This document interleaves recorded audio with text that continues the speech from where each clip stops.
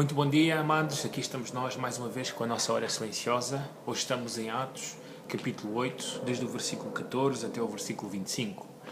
Pois é, hoje estamos a olhar para a ida de Pedro e João, que foram enviados pelos apóstolos, pelos líderes da igreja em Jerusalém, para certificarem que aquilo que estava a acontecer em Samaria era real. Assim, na verdade, temos aqui um texto que pode complicar a nossa mente sobre o que é que realmente está a acontecer aqui. Porque nos foi ensinado que quando alguém é salvo pelo Senhor Jesus Cristo, automaticamente essa pessoa é batizada com o Espírito Santo de Deus, não é assim? É selada com o Espírito Santo de Deus, e parece que a experiência dos samaritanos é um pouco diferente daquela que aconteceu nas nossas vidas e aconteceu com o resto da igreja, inclusive até mesmo a igreja em Jerusalém. A verdade é que nós estamos a viver um período de transição.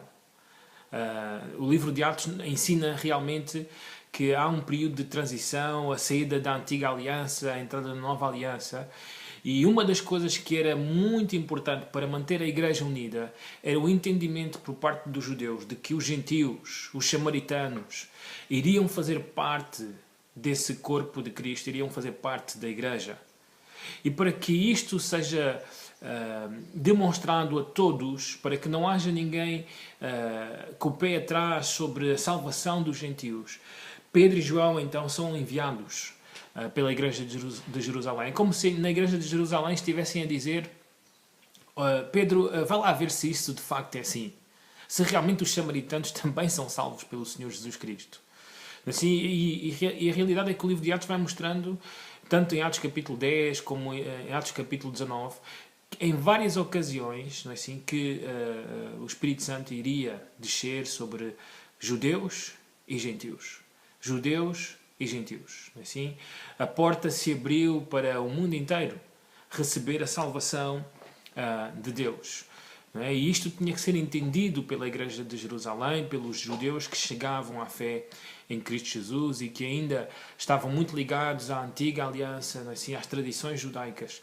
E agora os gentios iriam receber o Senhor Jesus Cristo e como enfrentar esta situação. Também isto era muito importante para a autoridade apostólica. Mas era muito importante para os próprios samaritanos reconhecer a autoridade dos apóstolos. Não é? Então, Pedro e João vão para certificar que estas pessoas realmente chegaram à fé e então o Espírito Santo iria descer com a presença dos apóstolos sobre as suas vidas. Então, hoje temos duas lições importantes. A primeira lição é confirmar os discípulos. Ontem falava numa assembleia na nossa igreja sobre esta importância. Assim, a autoridade que Deus dá à igreja de confirmar os discípulos.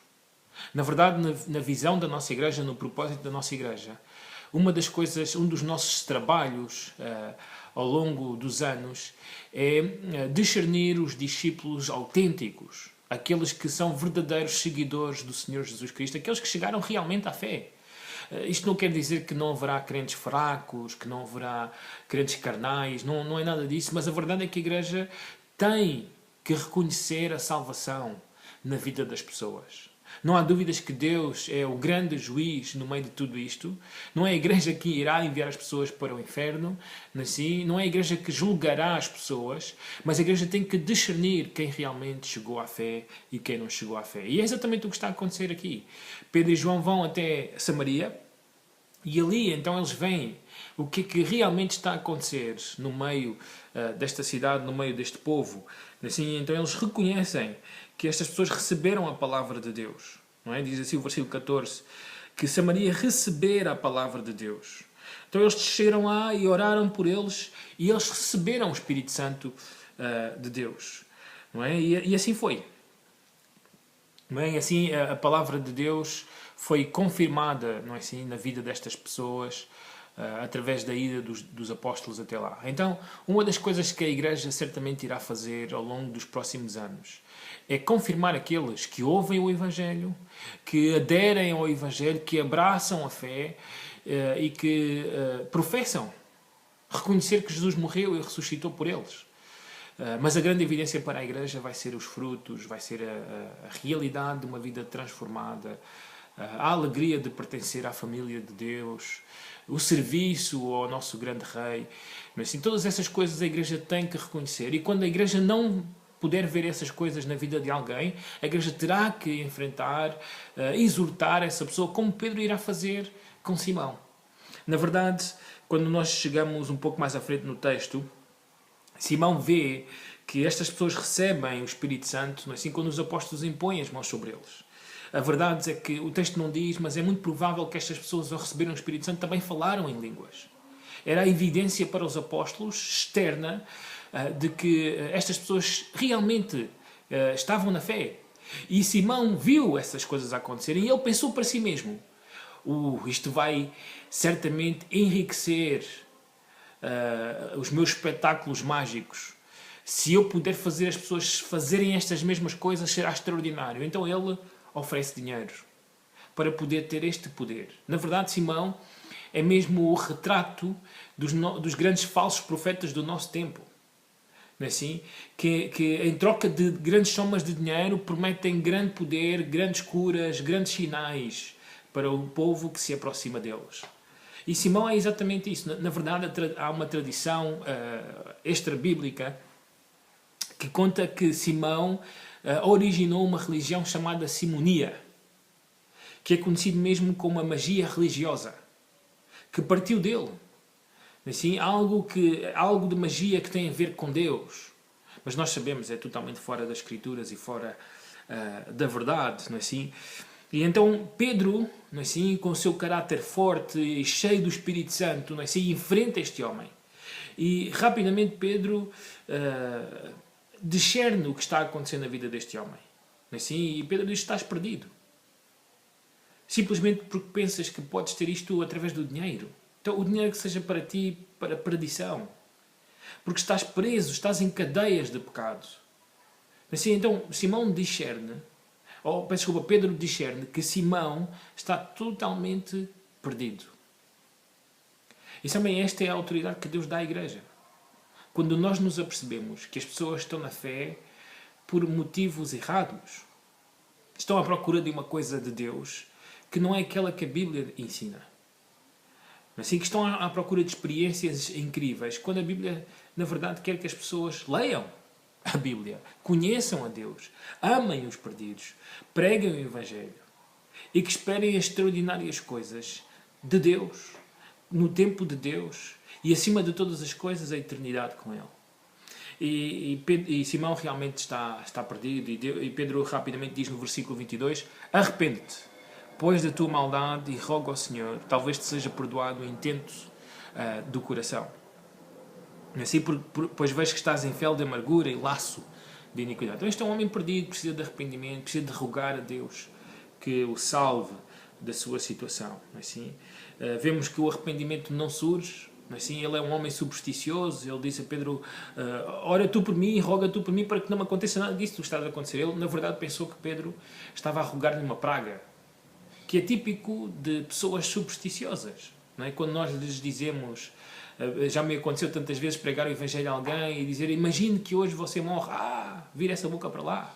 Assim, as pessoas a pensarem, não é, que estamos a rogar uma praga para elas, quando na verdade estamos a dar-lhes a verdade que os irá libertar. Então esta é a primeira grande lição, não é? Confirmar os discípulos do Senhor. Em segundo lugar, e a nossa última lição esta manhã, é o versículo 25. Eles, porém, diz assim o texto, havendo testificado e falado a palavra do Senhor, voltaram para Jerusalém e evangelizavam muitas aldeias dos samaritanos. Lembram-se a razão pela qual Pedro e João foram até Samaria? Foi exatamente para confirmar que, de facto, os samaritanos agora também iriam ser salvos, iriam receber o Espírito Santo de Deus. E é exatamente isso que eles foram lá fazer, mas esta experiência de Pedro e João tocou certamente os seus corações. E a verdade fica evidenciada no versículo 25, quando eles mesmos pregam o Evangelho aos samaritanos. Assim, eu sempre penso que quando um crente se propõe a pregar o Evangelho, ou se integra num grupo de pessoas que pregam o Evangelho, certamente o seu coração irá ser tocado por essa experiência. Assim, ele não irá ficar indiferente e ele mesmo passará a ser um evangelista, alguém que quer ganhar almas para o Senhor. E é exatamente aquilo que acontece com Pedro e João, não é? De investigadores, eles passaram a repórteres. De espectadores, eles passaram a participantes. Eles estavam agora a pregar o Evangelho a pessoas que eles pensavam anteriormente que não poderiam chegar à salvação, porque não era para eles, era somente para os judeus. Na verdade, eles estavam a ver aquilo que os profetas do Antigo Testamento, aquilo que o próprio Senhor Jesus Cristo tinha ensinado acerca da salvação dos gentios. Assim, ide por todo o mundo e pregai o Evangelho a todas as criaturas, a todas as nações. O Senhor Jesus prometeu assim, que iria enviar o Espírito Santo. Eles iriam ser testemunhas em Jerusalém, Judeia, Samaria e até aos confins da terra. Então isto está a acontecer, não é? Isto alegrou o coração de Pedro e João e por causa disso eles não tiveram mais nenhum problema de pregar o Evangelho a samaritanos. Assim, e à medida que iam descendo para Jerusalém, eles iam então pregando o Evangelho a todas as pessoas. Então esta experiência toca sempre os nossos corações, não é assim? Então eles foram convencidos da obra de Deus também nesta cidade dos samaritanos. Estas são as lições desta manhã, é aquilo que Deus tem para nos dizer. Certamente haverá coisas que os irmãos também notaram no texto. Vamos colocá-las em prática, também confirmando aqueles que são de Deus e vamos falando de Jesus Cristo, aqueles que estão à nossa volta e precisam da verdade, precisam de ser libertados dos seus pecados e da condenação eterna. Que Deus vos abençoe. Bom domingo.